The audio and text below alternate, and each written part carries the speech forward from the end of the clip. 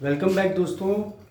अक्सर एग्ज़ाम्स में आपके ग्रामेटिकल, लिटरेरी और मेंटल इंटेलिजेंस को चेक करने के लिए कुछ घुमा फिरा के क्वेश्चन पूछे जाते हैं।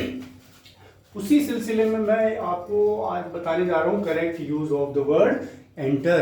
एंटर का मीनिंग हम समझ लेते हैं पहले। इसका मीनिंग है to get inside, to get inside, particularly in physical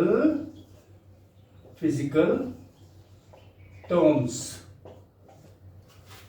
physical terms में किसी चीज के अंदर जाना, वो उसका मीनिंग, एंटर का मीनिंग ये होता है।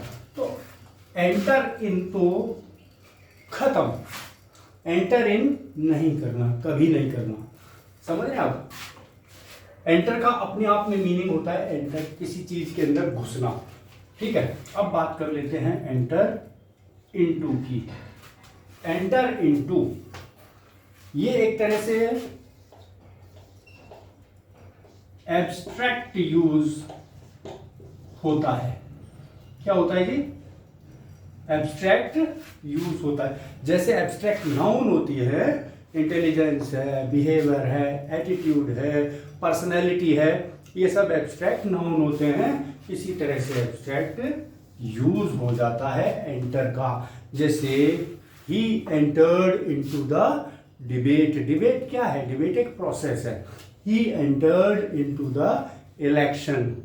ये एक तरह की एब्स्ट्रैक्ट चीजें हैं जिनके अंदर जब जाना होता है तो उसको हम कहते हैं, क्या कहते हैं? एंटर इनटू, एब्स्ट्रैक्ट यूज में। अब हम बात करते हैं एंटर इन टू। इन और टू अलग अलग हैं, तो वो कैसे हो सकता है? जब एक एक्टिविटी को दूसरी एक्टिविटी से रिलेट करते हैं, कोरिलेट करते हैं, तो वहां पर हम यूज कर लेते हैं enter in to. The policeman entered in to investigate the case. The policeman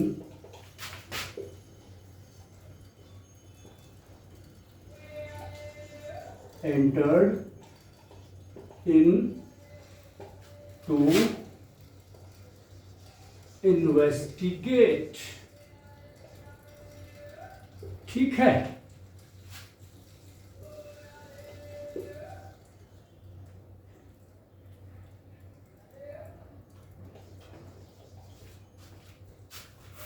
the policeman entered in to investigate this case.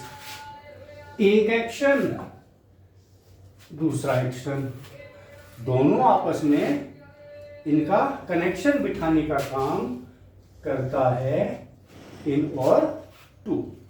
इसी तरह बहुत सारी चीजें हैं जो हम आगे और डिस्कस करते रहेंगे।